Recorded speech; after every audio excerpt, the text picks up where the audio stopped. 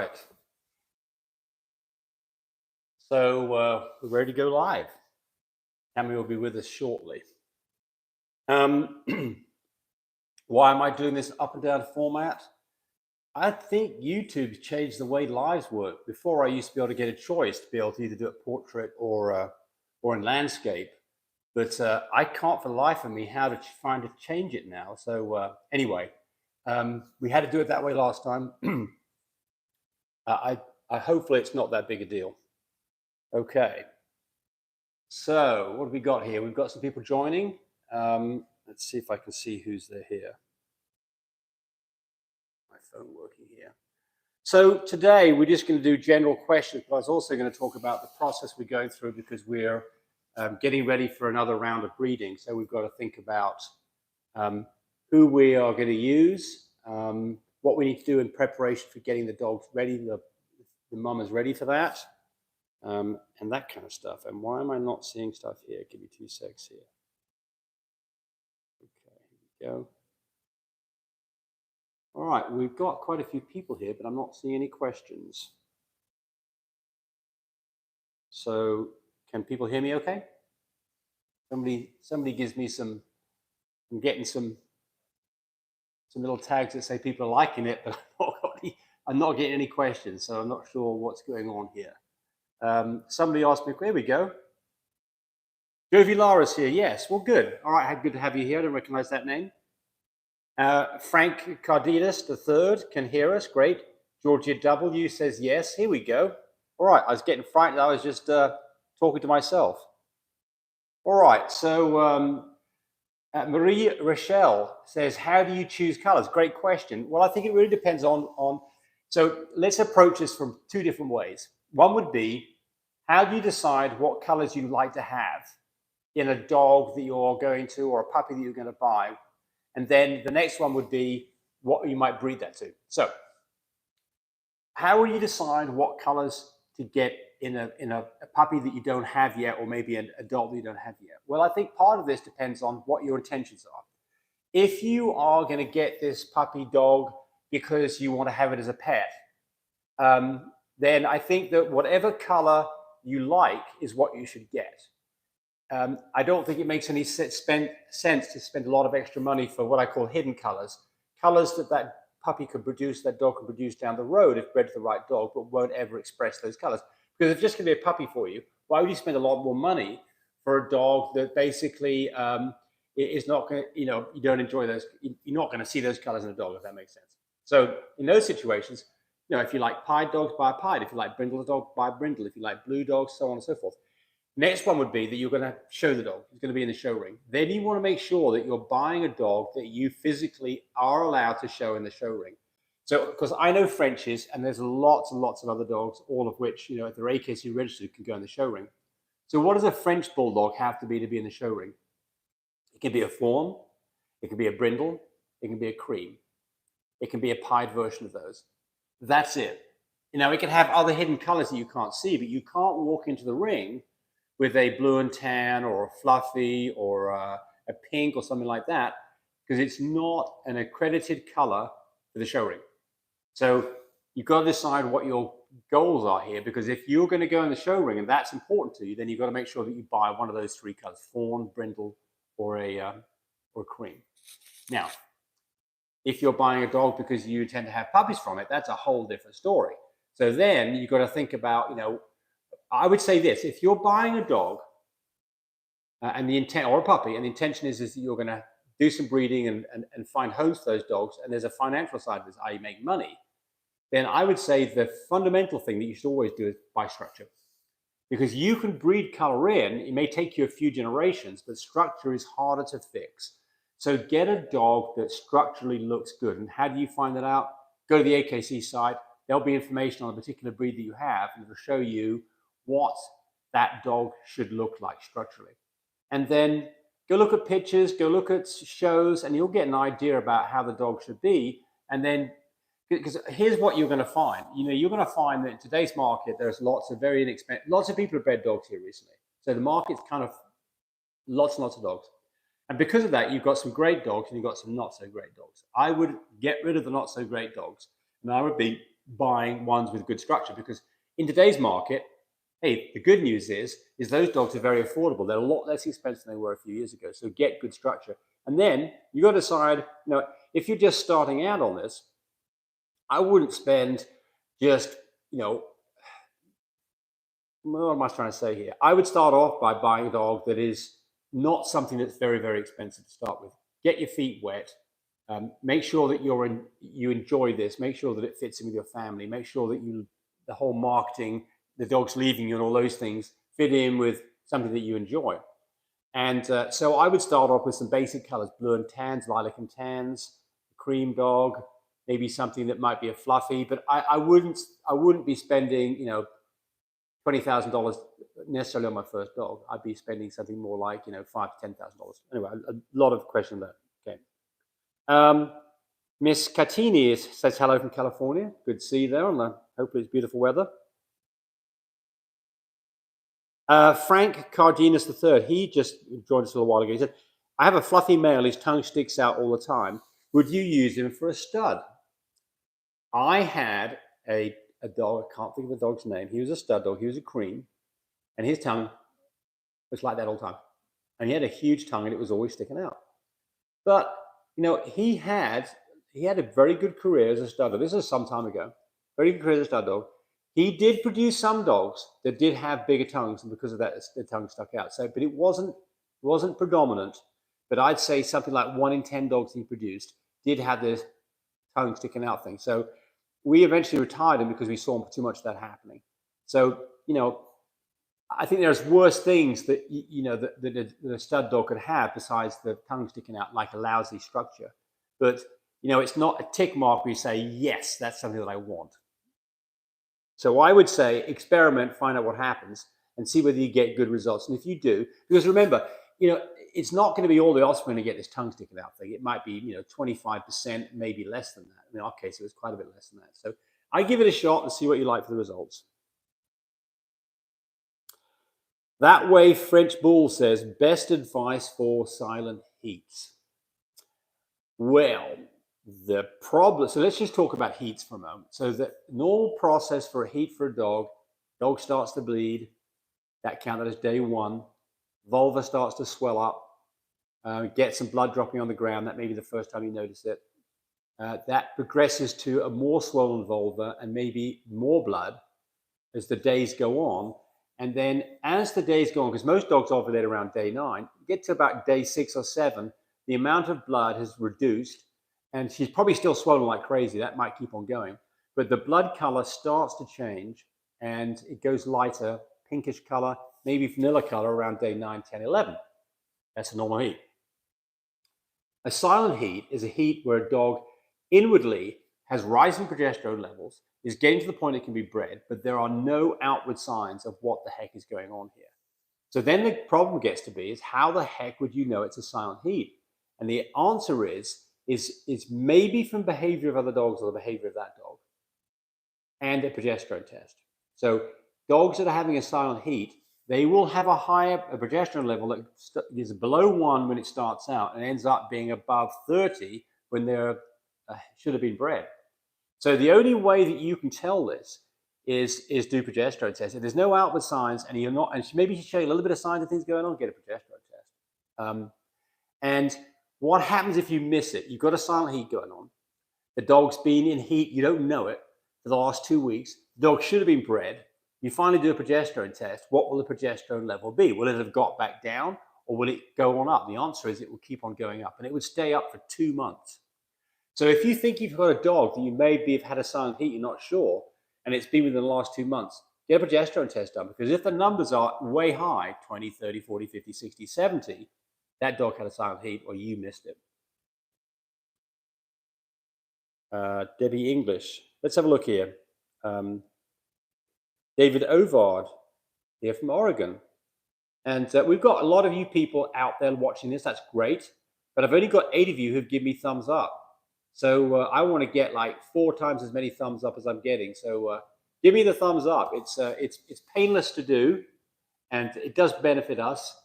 It makes us feel like we're doing something worthwhile too. So, it's like saying thank you, right? It's kind of that kind of thing. It's appreciated. So if you would subscribe, we'd really appreciate that.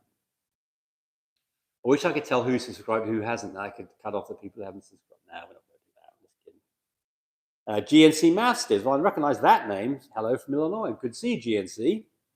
Debbie English asks, what about the market and selling the puppies now? It seems like we have been flooded with people breeding and not selling well. Is it a bad time to breed? Well, certainly, I am seeing people, for instance, a couple of people who've got stud dogs who've been doing it for a long time are getting out of it. So I think that I'm going to put that phone down here a second and talk about it. I think there's a number of things that are going on here. Of course, the big thing that happened is we had COVID. And what happened then was that anybody who was stuck at home, which is a lot of us, were thinking about getting a dog. This was the perfect time to get a dog. And people needed a second source of income. So breeding a dog all fit together, and it was like the perfect storm. And so that made for a big demand for dogs at 2019, 2020, with crazy prices that went along with it. And a lot of people saw those crazy prices and thought, well, I want to get in on this action. And one can fully understand why that would be the case. I mean, why would you want to do anything that wasn't, if there's a financial element to it, obviously the fact that you can make money at it, that's a double thumbs up, right? So we had a lot of people. So because of that, we got a lot of people who are now have bought females back in 2019, 20. And those dogs then came into season a year ago, 2022, 2023. And all of a sudden, we've got a glut of dogs. And it's specifically prevalent in French Bulldogs. I mean, French Bulldogs now are the #1 most popular dog in America, but according to the AKC.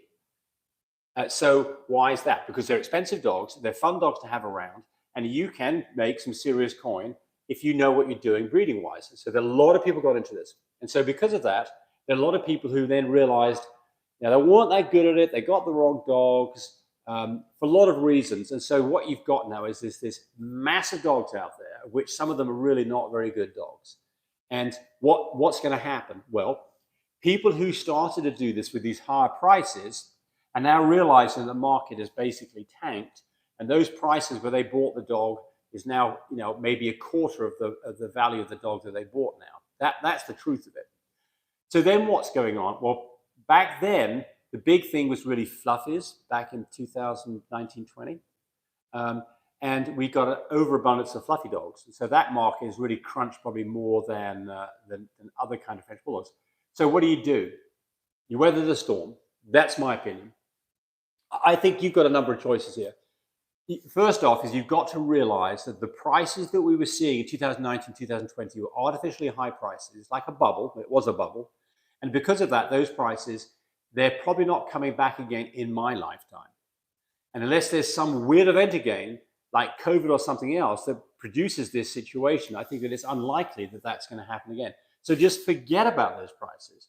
And then what you got to decide is how much do you like breeding dogs and how much money do you have to make to be it worthwhile for you? So I think that one way to look at this is what are your expenses? If you've already got the dog and the dog's in your home and it's a pet, then you don't really have any expenses there at all because the dog's going to be with you. He's going to have to go to the vet, or she's going to have to go to the vet. She's going to have vaccinations. You've got to feed her. Those are fixed costs. They don't make any difference whether you breed or not. Then the question gets to be, what's the average size of a litter, and what will those puppies sell for, do you think, in today's market? So let's look at French Bulldogs. Average size of a litter, 4 or 5. Let's just go with 5. And obviously the price of these dogs is all over the place. But let's just say that these dogs are going to sell for $4,000 a piece. That is a $20,000 litter. So you have to ask yourself, what are your expenses? C-section costs, advertising costs, your time and effort to raise a litter, vaccinations for puppies, feeding puppies, emotional support for puppies. Is that worth $20,000, or if after your expenses it's $15,000, is it worth $15,000? I think that's where you have to approach it, because if I can't answer the question for you, and there are going to be a lot of people who are pretty despondent about this. And what's going to happen is the whole market is going to shrink, but it might take another year or so. And I think it's about as low as it's going to be, and it has been that way for the last 6 months. Will it get lower? Maybe. Will it get better? Definitely. But when will it get better? What's going to be the price of oil next year? Who's going to be the president next year? All these questions we don't know the answers to. All right. So I spent a lot of time nattering on about that. Olivia Robinson's joined us from Indiana. Great. That way, French Bulldogs says very much appreciated. And I've doubled my thumbs up, but we need more people to do it. Give me the thumbs up. Tammy will be here shortly. Maybe you can give a thumbs up when Tammy shows up. Show appreciation for Tammy being here. GGO, our 6-week-old puppy has umbilical hernia. What should we do and what do you tell the buyers? No, great question. So there's 2 different kinds of hernias. You've got an umbilical hernia and you've got an inguinal hernia. The umbilical hernia is the tummy button, it's the belly button, where you've got a slight separation of the muscle because it's weakened, because that's where the placental, that's where the umbilical cord went through into the stomach to connect mum and baby. Got a weak point there, and you can get a little tear, then you can get kind of looks like a bubble, and it can get big enough that a big loop of intestine can be under the skin and show up in that belly button. So what do you do about it? If it's very small, and when I say small, less than the end of your pinky, in my opinion, you do nothing about it. Some of those will resolve themselves by themselves. And when I say nothing, doesn't mean you don't tell the customers. You do tell the world about this. When can you get this fixed? I think the earliest is probably something like 8 to 10 weeks. It's not very expensive. It's a fairly straightforward surgery. And if this dog is going to be a breeding dog and it's going to have a C-section on a litter in another year and a half, then it can be fixed then. It will get fixed then during the surgery, because they're going to make an incision down the midline, which is right over the belly button, and the whole thing gets fixed. So again, should you fix it? If it's small enough, no, I just leave it alone. If you're not going to breed the dog, and I would get it fixed because it's not very expensive. If it's big, where it's significantly bubble showing up there, that's as big as the end of your thumb, it needs to be fixed, because you can get a herniated intestine, it gets pinched off, and then the dog's in real trouble. So that's one kind of hernia. And by the way, there's not much of a hereditary link to this. I mean, I've seen these pop up quite frequently, especially when dogs are 4 weeks, 5 weeks, 6 weeks old. They're horse playing around like crazy, and all of a sudden they pop a hernia. Fairly common. I mean, we say fairly common. 1 in 15 puppies, maybe something like that. 1 in 20. An inguinal hernia. This is the one that's in the crotch, where you've got the line between. I'm going to stand up here.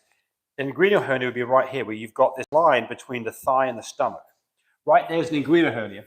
That one is hereditary in nature. That one needs to be fixed, because you shouldn't be breeding that dog, because it'll probably produce dogs that have inguinal hernias. So there you go. Long answer.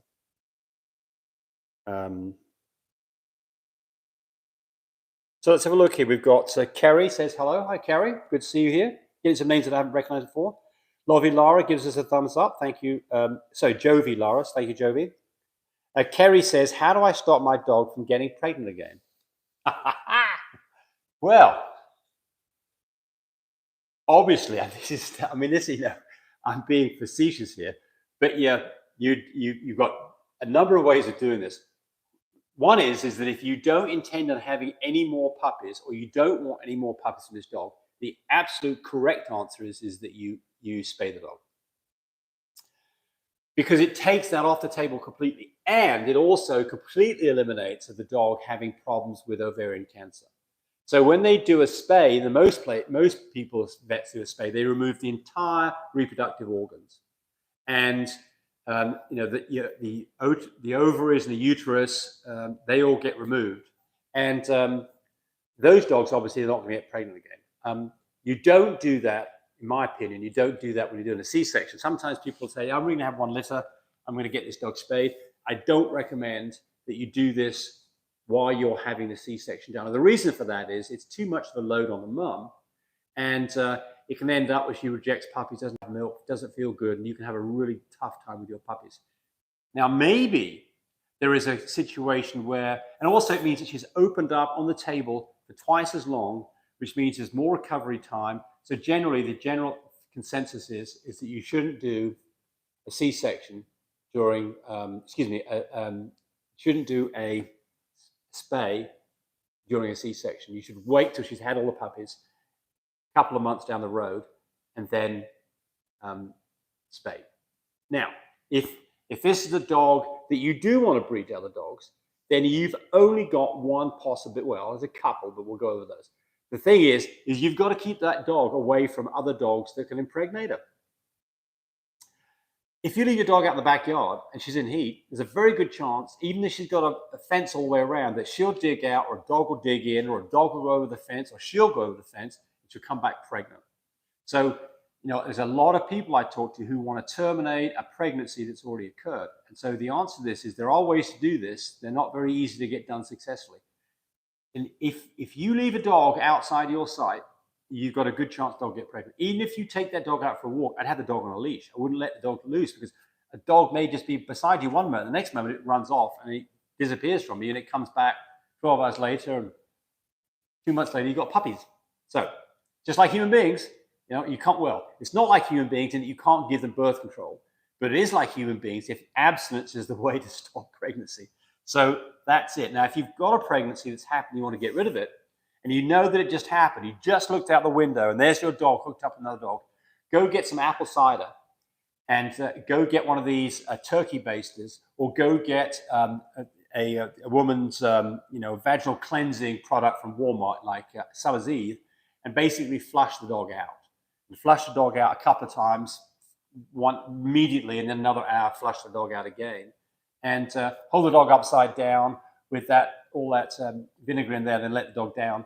And with any luck, if you catch it quick enough, you'll stop a pregnancy. Now, there are things that you can do. There are shots that vets can do, but most of these vets, they want to do a spay. If you've done this and you bring them a dog and you want to they'll recommend that you do a spay. Or if they give them the drugs, they'll say, okay, you can have this litter, but I want to do a spay. So just be aware of that. So I just answered that one from Kerry. How do I stop my dog getting pregnant again? That's that one. And Kerry's from Jamaica. All right. Aaron Potts is with us. Hi, Aaron. All right, here's one. That Way French Bulldog says, so how we do on subscriptions here? They're coming up, but we still got half. Let's have some more subscriptions, folks. Come on, give us more. Subscribe to us, even better. I think I hear Tammy. Here she comes. Oh, you're terrible. Get in the fit. There she is. She's in the background. So look, lots of subscriptions. It's an appreciation for Tammy showing up. Come on, do it, do it, do it. Okay, Tammy, here's a microphone for you. Jay Fineste just got here. I tell you what, Jay Fineste, he's like you, Tammy. Yeah. He has the same. Don't you say nothing. You got to eat a nice little dinner. Well, that's true. You go. I didn't have to fix it. No, you didn't. Well, let me get Tammy set up on the phone here so she can participate in this. Yes, yes, yes, yes. Okay. Well, say hi to everybody. Hey, I guess James has probably told you about some litters that we've got on the ground. Cody's got a brand new litter. We'll do that in a little bit. And then Chanel's got 2 litters coming up in a couple of weeks. So we're going to be busy. Well, we're going to talk more here in a moment about how we get ready for this and what the process we go through. You're going to have to. How come your phone's not fixed again? We'll do it the other way around. We've already discussed all that. You broke it. Yep. So you broke it. I lost my. Sorry, is that me? Okay, now you've got me all confused here. I've lost my life. I'll read some questions. Yeah, go Thank read you the so much for allowing me to ask. Okay, I don't know what they asked. Oh no. Here we go. Okay. All right, we're back up now. Super nervous and excited. Jay Fineste says, okay, Aaron Potts. So that way, Frenchie says, besides having a male around, have you had any success with any vitamins or supplements that bring your female into heat? Not a fan of the ovulation shots. Well, we're not a fan of the ovulation shots. Let's talk about ovulation shots for a moment. There's a product called the only reason why you would use the shot is if you've had a female that's like 3 years old and hadn't come into heat. PG600.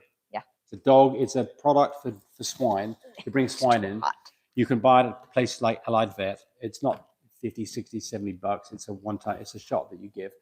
And I've never used it. I have bought some and ended up the dog came in heat. I actually did use it for a customer who had a dog came in with it, had a small litter. Not a fan of it. So I don't think there's anything that you're going to go buy as a supplement that is going to really be effective. I mean, there'll be lots of things out there where they say they are effective, but I think it's all voodoo medicine. But there is a way to get a dog to come into heat, which is natural. What is it, Tammy?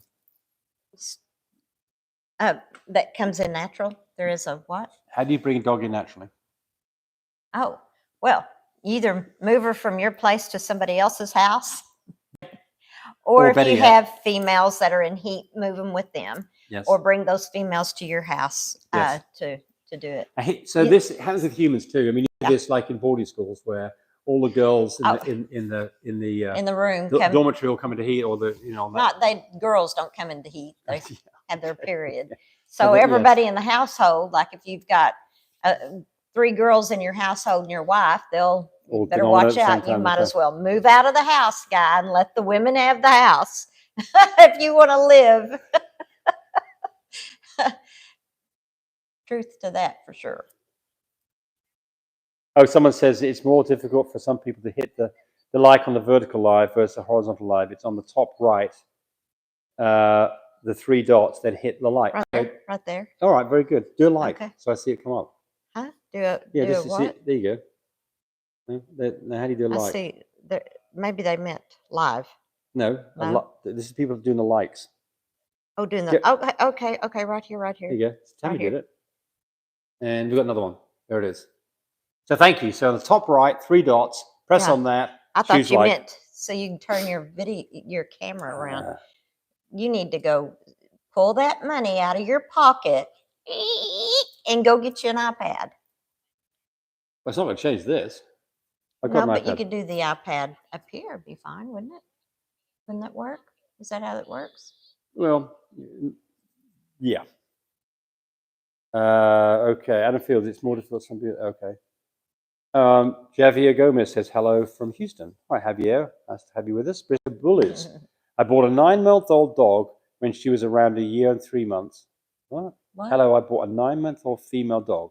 And she came into heat. When she was around 1 year and 3 months, I had a surgical done at a 21 on the IDEX machine with shipped semen she didn't take.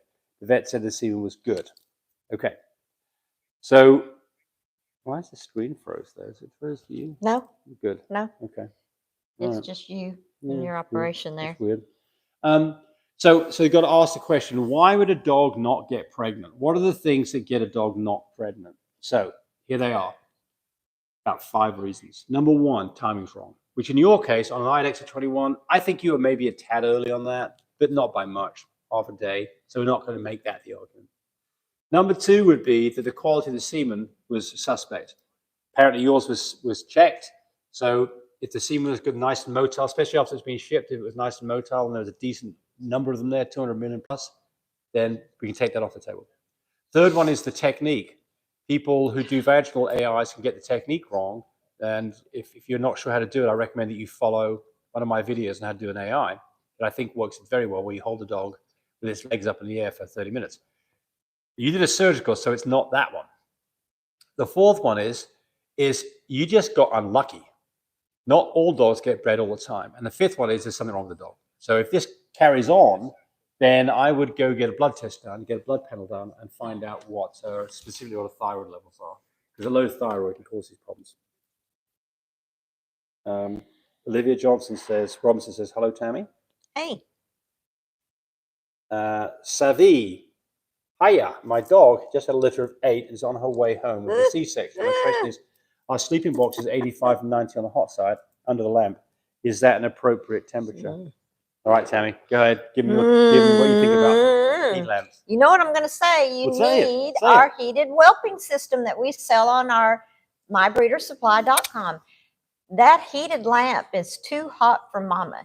She is going to not like it in there with that heat lamp. So why does she not like it and the puppies do? Because she's got milk, she's got her babies, she's hot, and she's going to be panting more and uncomfortable. And she's closest to it. And she's going to be moving around a lot. Yep. If you don't have the pig rails, you're going to be asking for trouble. And if you have the pig rails, the problem with this is just exactly as you said. Let me get through. Yeah. And so our heated whelping system has the heat underneath the pig rails that are in there. Mama is nice and cool in the middle because there is no heat in that middle. There's no lamp bearing down on her and the babies. So she's going to be a lot happier Mama with our heated whelping system.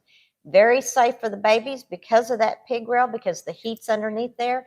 they travel right to that heat tape when they fall off of mama from nursing. And if you've got like 8 puppies and 4 are nursing on mama, and the 4 underneath the heat tape are asleep, those babies that are nursing on mama will fall off when they go to sleep, and they'll get cold because under that floor is nice and cool for mama. And they'll crawl over there to that heated tape and their heated brothers and sisters, and they move towards that heat. And so then they wake those babies up, and then those babies wake up and go, oh, I'm hungry. And they'll go over there. They work in shifts. So they're very well protected underneath that heat, the pig rail, and nice and warm at that heated whelping system. So I'm just going to say a couple more things about this. So I get people who say, oh, I don't have a heated whelping system. It's too late. I've already got puppies. No, it's not. You can go, you can get it in get it overnight if you want to. And you could be using now this. if it's a weekend, that's a different story. Monday, you could order it. You'd have it Tuesday. Yeah. You order it overnight. Yeah. If you order it today, order it tomorrow, you have it Wednesday. The reason that we think this is, the reason that we know it is so good is because of the success we've had with it. So, I have my pillow. So we've got 10 years plus of using the system. Remember, so I'm going to answer your question about the temperature here in a moment, because this is not really answering your question. One of the reasons this works so well is, number one, just like Tammy says, it doesn't heat mum up. Number two is, in your system, when mum's getting too hot, she's stepping up and stepping down. There's a puppy underneath her, the puppy gets stepped on. With our system, the puppies spend most of their time under the pig rail, because that's where the heat is. So that automatically reduces the chance of a puppy getting rolled on or squished or stepped on. All right, so in your situation, how hot is hot enough? Your babies will let you know. It's like having a fireplace in your living room. You don't get so close to the fireplace you're getting roasted. You back away from it. And the same thing with the puppies. They will move around and find the area where the heat lamp is, where if you're finding that none of the puppies are directly under the heat lamp, you've probably got it too hot. If your puppies have their mouths open, if your puppies are panting, it's too hot for everybody. And I can tell you that one of the problems you'll have is mum's going to be doing that anyway, because she's closest to it. She doesn't like the heat lamp. All right, so there we go. That's a long answer to that question. Yeah, yep. Call or go to the website, mybreedersupply.com. Order that heated whelping system. You're going to love it. We had a special on it last week, didn't we? Yes, we did. Yeah, so you missed out on that special that we had, but keep watching. You'll probably have more, but it sounds like to me you need to go ahead and order it tomorrow and get it Tuesday for your babies. He says, thanks so much for allowing me to answer. Well, no, absolutely. Of course, that's what this is all about. This is all about people asking questions and everybody learning something, including us. In fact, I've got one here that I'm going to give you something that I'm going to tell you about something I just learned. Savvy says, I also love your page. You two seem so hospitable and sweet. Come to our house for about 24 hours. You're going to find a different story. Yes, right. GNC Matt says, I've used light. Stop it. I've used light therapy to bring them into heat. I've also used Breeder Edge Be Strong and Breeder's Edge in between for her, combined for 2 weeks straight every day. Okay, so I don't know about the light therapy. The problem with all of this is that, sometimes, a dog's going to come into heat, and then is it because you use the light therapy? I'm not saying don't use it. I'm not saying don't do light therapy, because I think the thing that I look for is do things that don't have any downside other than expense, right? So I'm guessing that light therapy has very little downside. I think that you can't probably go wrong with it. So will it work? Maybe GNC will come back and tell us how well it's worked over what time frame. And by the way, you'd expect a dog to come into heat approximately every 6 months. So if a dog's had a litter, then it's going to be 4 months, because when it gave birth, that took 2 months. It's 4 months. If the puppies have left, they would for 2 months, 2 months in the mummy, 2 months looking after mummy, another 2 months, he comes back into heat again on average. Quality Frenches of Washington says, have you guys run into someone with a fluffy mirror new shade Isabella Platinum yet? So the answer... Ooh, yeah. New shade Platinum Merle. What would that look like? It would be all cream. That's right. So make sure you have the DNA test done. You wouldn't see the Merle. Wouldn't see the Merle. They're not asking what it is. No. They're wanting to know if we've seen one. We've got a dog that'll make it. Well, we've got a dog. We've got a gobstopper. Yeah, we've got Godstopper. If you've got a Merle female, Yep, you make Godstopper will make you. because the new shade is If your female's a platinum or double cream, you know, well, like a blue covered in cream or chocolate covered in cream, and or a platinum, which is a lilac covered in cream. she's got to be a Merle. She's got to be a Merle. If you have a Merle dog, Then our Gobstopper will produce that for you. if you've got a Merle, Full fluffy. He's a full fluffy. If she's a fluffy carrier, you'll get half and half. Take the gamble. It's worth it. I love Merles.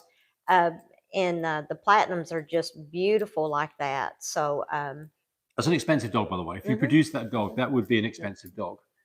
And so if you want to see Gobstopper, you can go to My Breeder Supply, or you can go to Love My Pups and look at all the dogs there. Godstoppers on both of them. There are phone numbers there on both websites for you to call, and always leave a message, send a text, and that'll get answered. There's one on My Breeder Supply that is 24/7. You can call and leave your messages there. They will be answered.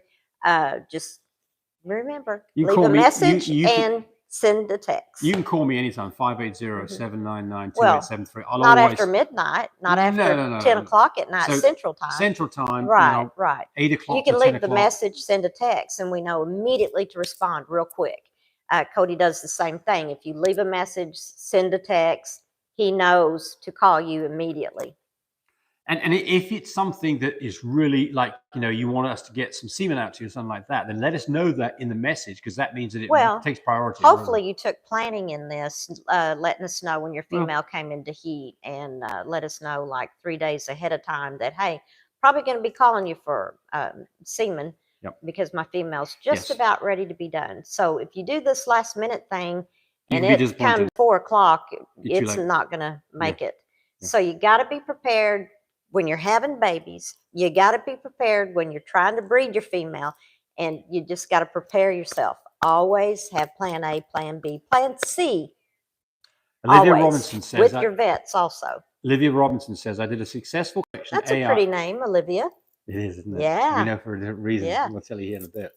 No, you won't. No, we won't. I did a successful collection AI from watching Love My Pups video 5 years ago. Excellent. Yay. Glad to hear it. Yeah. Excellent. Good. Yeah. Yep. Andrew Garcia, can starting prenatals late around day 30 be the cause of a dead litter? No, absolutely not. No. The reason to give prenatals like folic acid is to help with reducing the chances of birth defects like cleft palate. Doesn't guarantee that, you know, how many times do you see a cleft palate? What do you think, Tammy? I mean, 1 in 20 dogs? Oh, yeah. For us, maybe 1 in 30. Yeah. I mean, if you do the prenatals, the chance... we've got to do that on yeah, Phoebe. we did. I was thinking about that yesterday. She's bred to Gobstopper. So when should you start the prenatals? From the moment that they've done the AI, and really the first month is more important than the second month on prenatals. But 5 milligrams of folic acid every day, combined with a quality multivitamin. And if you don't do that, it's not going to cause a dead litter of puppies. Dead litter of puppies is other reasons. No, you're just doing a preventive, you know, kind of like what I do with a what if. So the question is, why would you have a dead litter? So let's talk about that for a second. Oh, yeah. Could be brucellosis, which do not want. You should be testing your dogs for brucellosis. Because that'll infect your whole camp. You should test your dogs every 6 months for brucellosis, especially if you're in a kennel situation where other people are coming to visit you. You should be testing your dogs. You can infect other dogs with it. Absolutely right. Yeah. Yes. And it'll ruin that other kennel. So watch out. Could get in trouble all of for our that. studs are tested every 6 months. You're not testing. Any dog that comes to be bred on our property, before it ever gets out of the car, Cody does a blood test. Oh, yeah. Which takes 5 minutes. And we sell those, by the way, those test kits on My Breeder Supply. I think it's like $70 for 5 tests. And you can test in literally a couple of minutes, know whether or not. And if your female has brucellosis, you don't want to do the breeding at all. You don't want to take the semen and put it in her, because you'll lose you'll have dead babies. Just hands down. So another one would be, and if it's a stud dog that you're fixing to breed with, it's not a stud dog anymore. Yeah, but I know. Yeah, but if you go and breed with someone that hasn't tested their studs, and they have brucellosis, you're in trouble. Your female's going to have brucellosis. You're going to bring it home to your area. So please, studs need to be brucellosis tested, and your females need to be brucellosis tested. If you go get if there happened to be a natural breeding you didn't know about, or a stud that was around, or a female that was around a stud that had that, drinking out of the same water bowl, even doesn't have to be sexually transmitted. It can get there. So if brucellosis is sexually transmitted disease, you can't fix it. It's like having AIDS. Once you've got it, all you can do is treat it. It's a virus. Yep. And so we have the test kits yes, at My Breeder Supply to sell you if you want to invest in other it. reasons And it's not that expensive. No. Other reasons for dead litter would be canine herpes virus. Yeah. So you need to test for that too if you've got this situation. And there could be other reasons like a vaccination was given during a pregnancy, that'll wipe out a litter. There can be other things environmental that can cause problems too. But yep. Jovi Laura says heat lamp is dangerous. In some cases, have to watch the mum because she can end up looking like she was running outside. But what I did was a heat pad with regulated temperature and worked perfectly, no risk. Yeah. Well, the other thing about the heat lamp, you have to have wiring set up to that. On our heated whelping system, the wiring is down below under the tray. Can't get to it. And they cannot get to it because all the wiring's on the outside, away from the babies, away from mama, because when mama sees strange things in her cage, she's going to get rid of it because her babies are important to her. She doesn't want anything to harm them. We're doing better with the subscriptions. Just need a few more. Thumbs up. Happy. Yes. Do your thumbs up. GNC Masters says they use that method of light therapy for horses as well. And brought my girls in heat 6 weeks old. Oh, great. Debbie English bought our small incubator and it worked like a charm and the vet loved it. Well, thank you. Very good. I'm glad you got that. It is a good product. Yeah.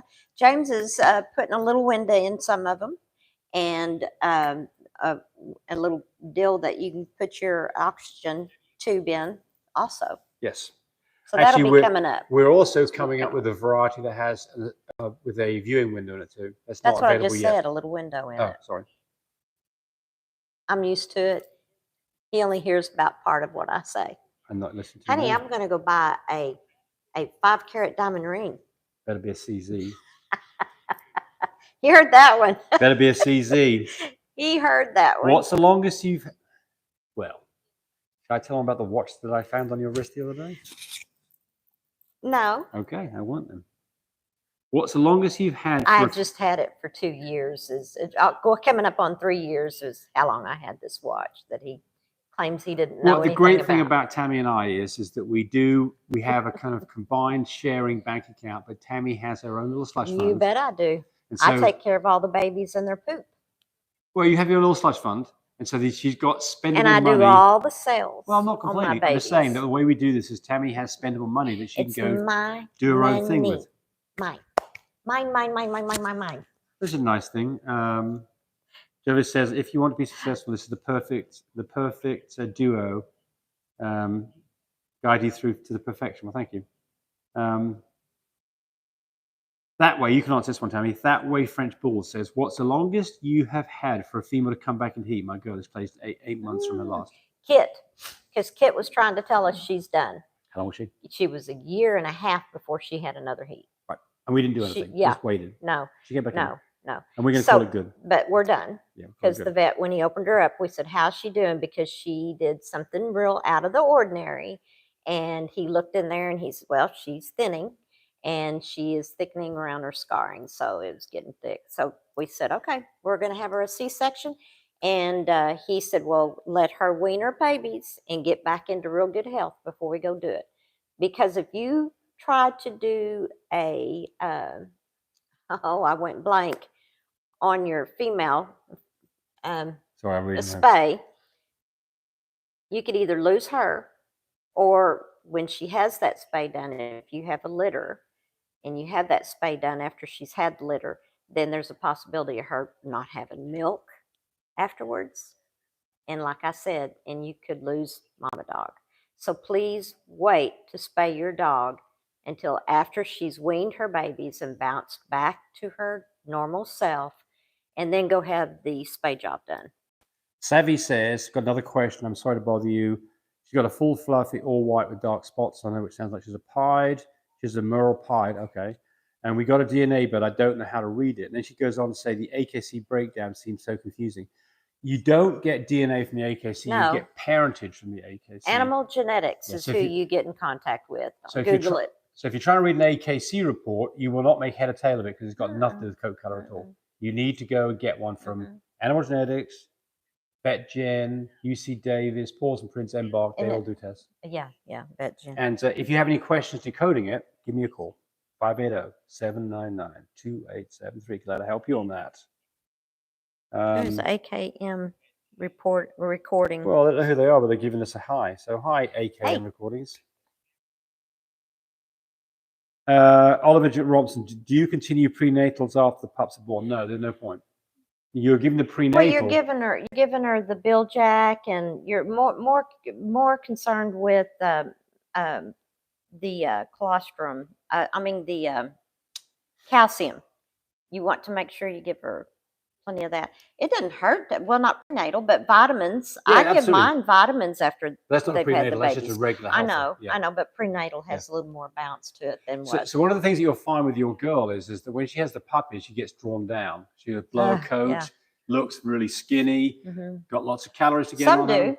Yeah, well, big litters. Remember, especially. they're just like humans. Yeah. Not every one of them is alike. Yeah. So, but just keep her on that puppy food.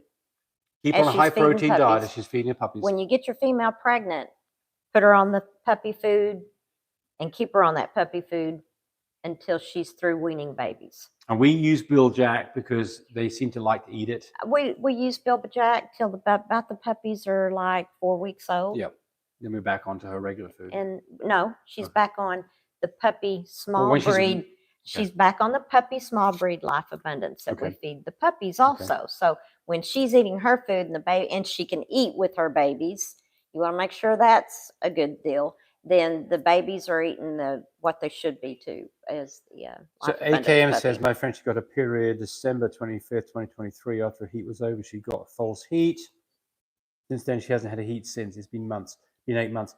So yeah, false heats will kind of reset the clock on you, so you can get false heats to come in early, and then he's saying it's not called a false heat; it's called a what is it? Where they stop and go again?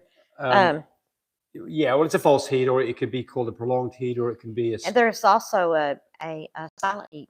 Yeah, but that's not what we're talking about here. Yeah, but he's saying a false heat. Yeah, so what you're saying is he got started, the engine started up, and it didn't get going properly, and then it stopped. And so what do? Nada. Just wait. That's it. Wait till the next round. 8 months doesn't worry me in the least bit. She may come in back sooner, 3 to 4 months later. Here's what will worry me. You've got a dog that's never had a heat. The dog's 3 years old. That is a dog that's probably got problems. Like thyroid. Yeah, or something like that. And maybe, get a blood test done. Maybe go give this PG600. But a dog that's had a heat successfully, now it's been some time, it'll come back in. I mean, I've never, ever, ever seen a dog that had a heat and didn't have another one. Not ever seen it one single time. Doesn't mean it couldn't happen. It can't happen. It could, but it's highly unlikely. Just let nature take its course. So this is like, we're amazing. Of course we're amazing. I can't get these stupid logos off. Can you bring the text up? Because I can't get it because this stupid thing here. Oh, there we go. There you go. You probably hit a button. Yes. What are we doing on subscriptions? Come on, some more subscriptions. Yeah. 10 more. Andrew Garcia, my pups had flat chest and puppies swimming legs and got cold easily and stopped latching to mom. I hired a whelper for the litter. What could have done different? Heated whelping system. So let's talk about... And having that traveling incubator. That's what's so great about that traveling incubator. When you bring those babies home in that traveling incubator, it's already nice and warm. You just plug it into your outlet at home. We also used your incubator, that guy. Did he? Yeah, he said that we used your incubator. That's right. It's all good. Right. So keep on going about the incubator because you're giving good information. Yeah. Okay. So you plug it right into your plug-in at home, and it's pennies to run this.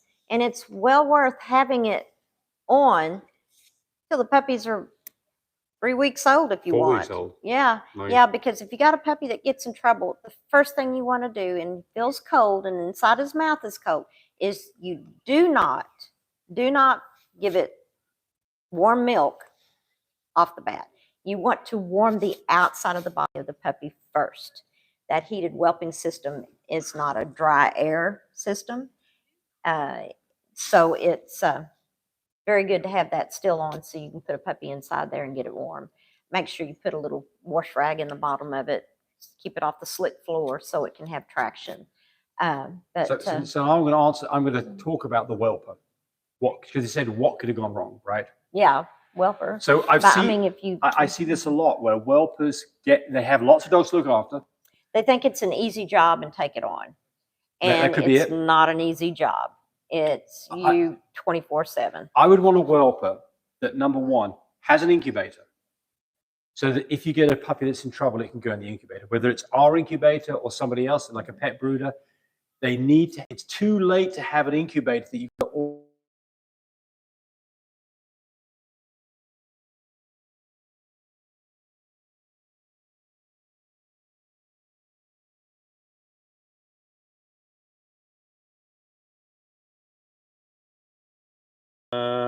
No, I don't know. Oh, here it goes. Mine's starting to come back on. And there's the voicemail. Yeah. Just leave it alone. Yeah. I think we're back up and running. Tell us if we're back up and running. Sorry about that, folks. Hello. Okay. Okay, you can hear us. Probably don't have the video. Okay. But that's okay. We were talking about. So we're talking about what the Welper did wrong. So the Welper needs to have an incubator. The Welper needs to have an oxygen machine. They need to have feeding tubes. And they need to have experience in this. They need to weigh your puppies daily and give you a report on it so that you can see what the puppies weigh. These are all fundamental things. So they need to be cutting puppies' toenails every week. Yes. Right. That's another important thing. Black screen here. We've got problems here. Yeah, no, it's that. Okay, okay. Okay, we'll just hold on. Yeah, there you go. Okay, now. Here. All right, so it's working now. Hopefully, I don't know if you've got a problem. We got a phone call and then a voicemail, and it knocked us off. Sorry about that. People say we're back. I think we've got a problem with that. With it. See if we can put this back in here. Yeah, yeah. All right, let's just get this back in here. Okay, what were we talking about? Hold on a second, Tony.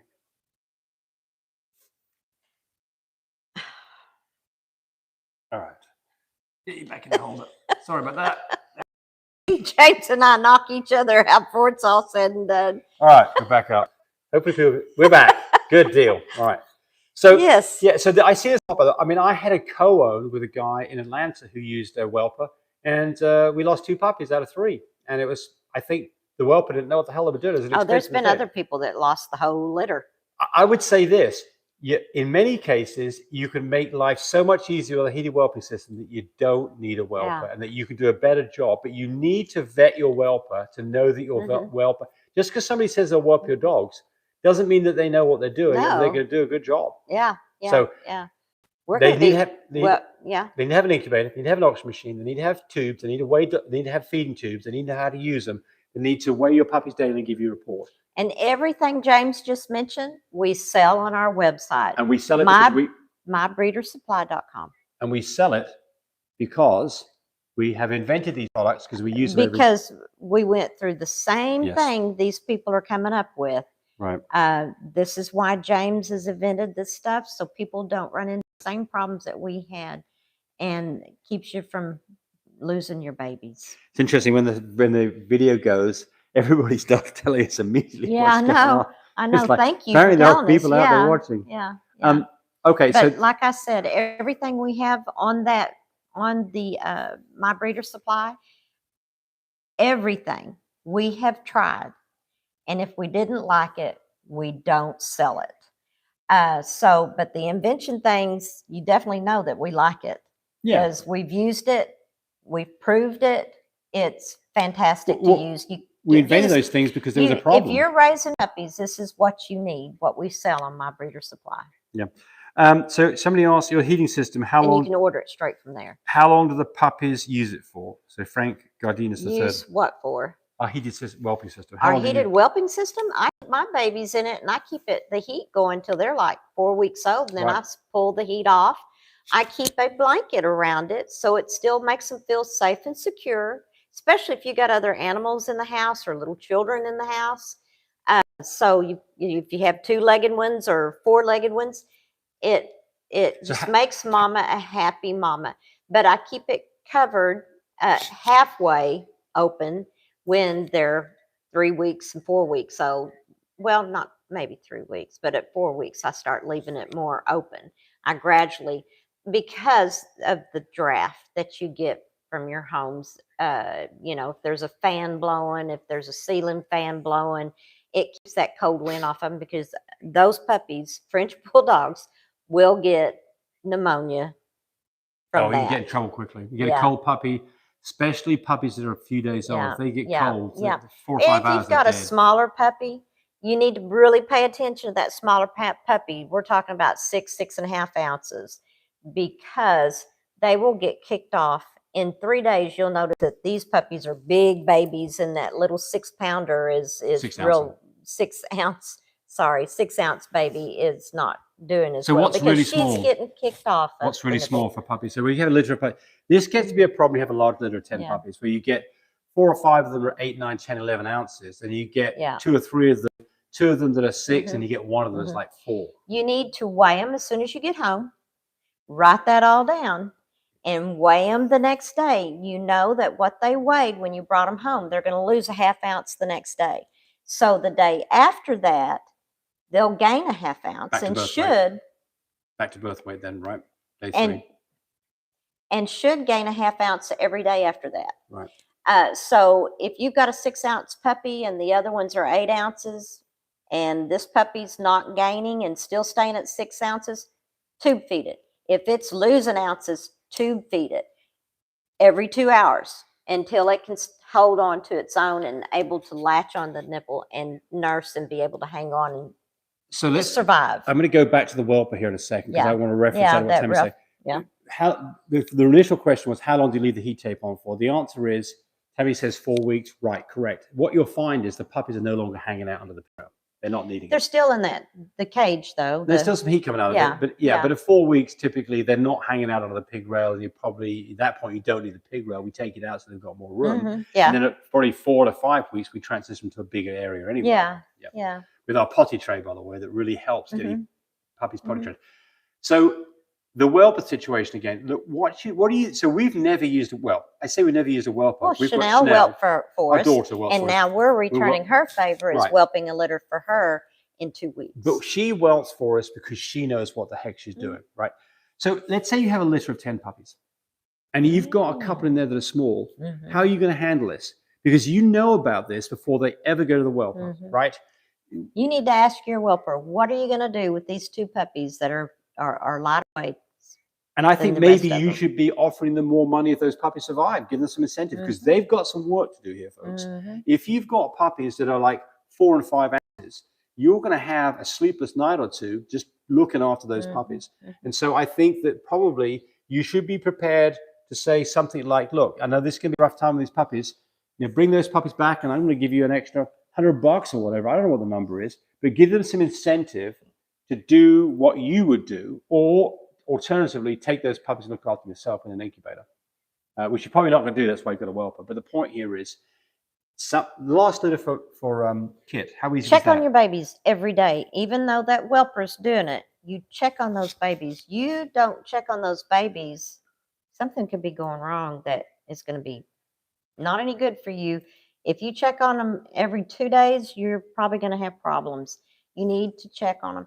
Not that you don't trust your whelper. I mean, you should want to check on them every day, just to make sure things are going great. Your whelper knows that you're checking also. So I don't think so there's a number of reasons you might use a whelper. One is that you've got to go to work, and the other one is you don't know what you're doing, right? If you don't know what you're doing, then you need to get our heated whelping kit and do it yourself. If you've got to go to work, then you have to have somebody help you.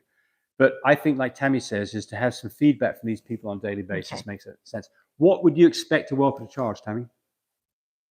Gosh. Depends on the size of the litter, doesn't it? Right. It depends on the size of the litter and how small they were and what sleepless nights they had, with that smaller. So how would you feel about a whelper that's got 5 litters going on at the same time? I don't know. You come up with that number because you're going to say it anyway. In terms of, that's okay. So part of the problem here is you want somebody who's got experience with this, but then you want somebody who's going to pay attention to your dog. So again, we don't have any experience with whelpers other than having Chanel do it for us. So I've not really, I've had experience with co-owners of people using whelpers, and it's not really been that good.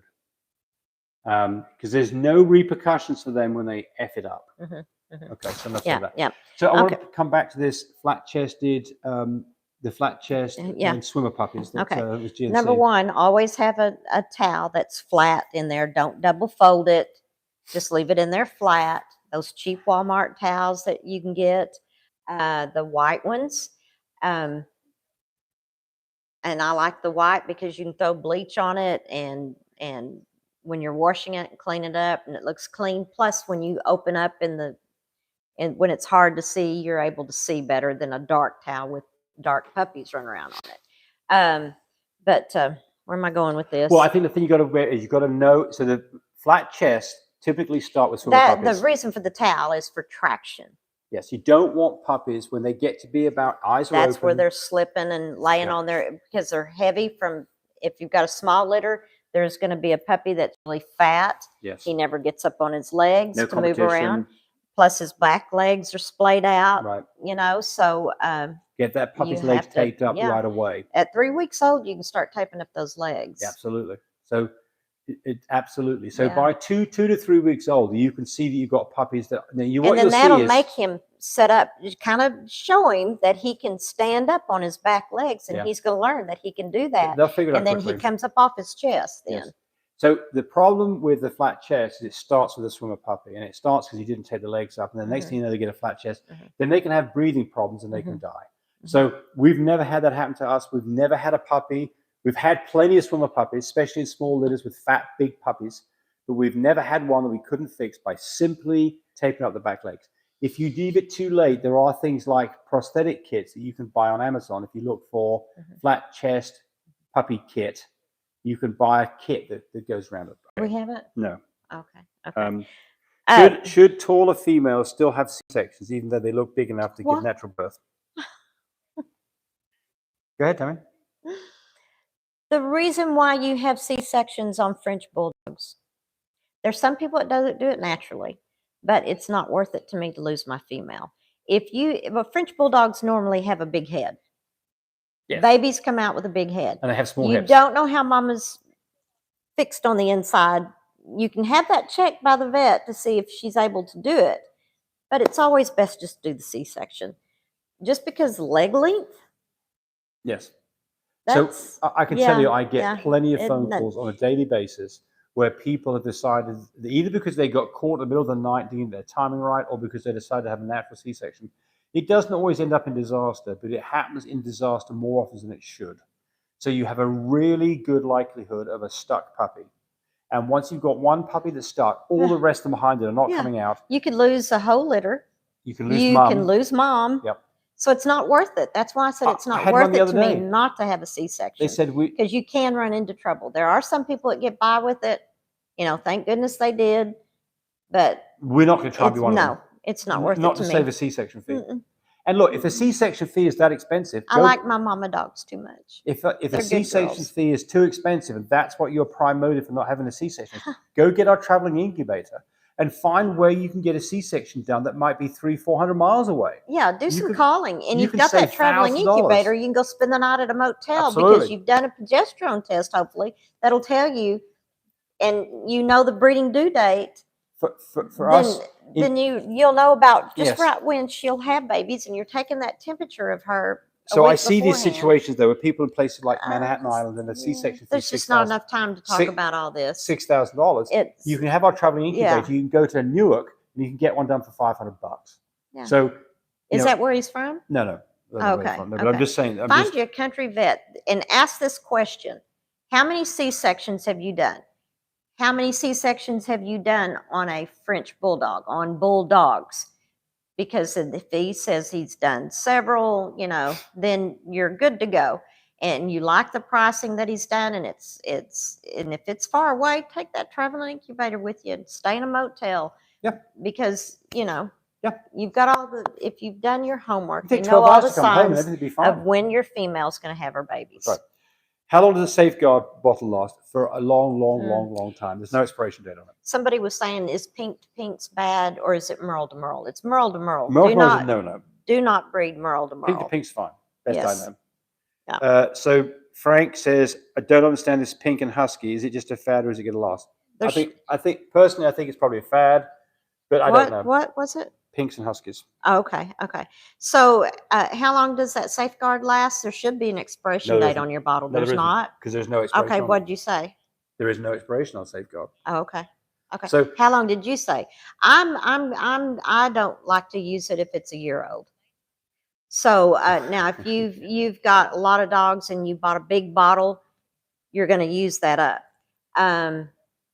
Because you're safeguard, the amount of dose of safeguard your adults and puppies is 1 cc for every 5 pounds. You can buy it in 1 pint, in 1 liter, in a quart, in half gallon, and a gallon. Go choose the appropriate size that you're going to use for the next year, and then you've got none of this issue at all. But honestly, don't leave it outside in the heat.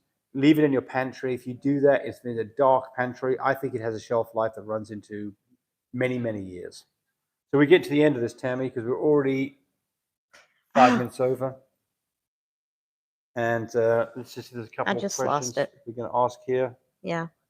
Oh, I was going to tell you about Cody's litter that he has on the ground. They're all going to be carrying testable. There are half full fluffies and fluffy carriers. Beautifully done. I think there is a new shade, Your Hero. Oh, Cody's I'm pretty sure. Yes. Yeah, right. Yes. What are they, like 4 days I think old? there's a couple of Your Heroes in there. Yeah. One of them is a new shade. Pretty sure it is. So we have like at least about 4 of those babies look maskless, especially the ones that are Your Heroes. Beautifully marked, beautiful rainbow colors. But then Chanel is going to have 2 litters. I'm going to be whelping one, and she's going to be whelping her other one. And so those are going to be coming in 2 weeks. There'll be full fluffies in 1 litter, and then there'll be in the next other litter, there'll be half full fluffies and half fluffy carriers, and they'll all carry testable. So except for the full fluffy litter. Right, you're done. Yeah. AK says Call me. In Newark, New Jersey, C-section is $500 or less. There you go. So there's no point skipping on this. We talked about that last week, I think. Is it safer, Sykes pups, who I haven't seen before here, is it safer to pair a rare colored dog with a bitch that is a standard color with a bunch of single copies? Or does it not matter? Did he just call that female a bitch? Well, yeah, it is. So no, it doesn't matter. So people get stuck on this idea that rare colors are going to produce some kind of genetic nightmare for them. That's not the case. Remember that a dog has some 30,000 genes, and there's only a few genes that correspond to color. So it's like saying blue-eyed people are more likely to have certain problems with their offspring. No, it's not the case. So don't get worried about it. There are just certain things you don't do. You don't breed extreme pieds to extreme pieds. You don't breed merles to merles. But the rest of it's pretty much okay. So don't get too worried about it. And my phone number for puppy information, 580-799-1910. And here's the last question. Cynthia said, I didn't mean how long does the safeguard last. What she said is, how long do you do between doing safeguards? Every 2 weeks. So when puppies are 6 weeks old. With puppies. 6 weeks old every 2 weeks. So 6 weeks, 8 weeks, 10 weeks, 12 weeks, they've left, right? Do it by their weight, weigh them. We do safeguard before we ever have a heat. We do safeguard, or if he's gone to heat, we'll do a safeguard that month. We do safeguard again 10 days before whelp and 7 days after whelp. It's always for 3 days, puppies or mum. 3 days in a row. Every dog needs to be dewormed at least every 6 months. If we have a dog that's having a bit of a problem with diarrhea or loose stool, we'll give her a dose 3 days worth of safeguard because it just generally fixes things. So probiotics are good. Yep. There's little probiotic tablets that you can give puppies, and I'd wait till they were 6 weeks old. So that was Cynthia's adult dog. So we just told you, Cynthia, what to do on that. Okay, that's it. That's it for everybody. Cynthia had some good questions. She did. Everybody had good questions. And we got, we did pretty good on the subscriptions. You all did on the You all did pretty good on that. We're proud of you. All right, good job. Okay, folks. Send me a text or call me at 580-799-1910, and we will video those puppies for you. And when we're doing the C-section on our females, we always do videos of the puppies at the vet's office. And then when we get home, and if you want to FaceTime those babies, you're more than welcome. I know Cody would be happy to FaceTime his new babies because they're really pretty. Early bird catches the worm. Yeah, 580-799-1910. All right, Tammy, could say goodbye to everybody. Yeah. Everybody have a good rest of their Sunday. Back to work on Monday. Oh dear, time to make the donuts. Now get away from me. You're too close to me. Ooh, ooh. I'll slap you when He's the camera. so I'm gonna gross. slap you when the camera's off. Yeah, and you won't be here next week. Or I'll be here with 2 black eyes, right? You will. It's like, where's James? Yeah. James had a little Okay. accident. All right. Bye, Bye, boy. See everybody. ya. See you.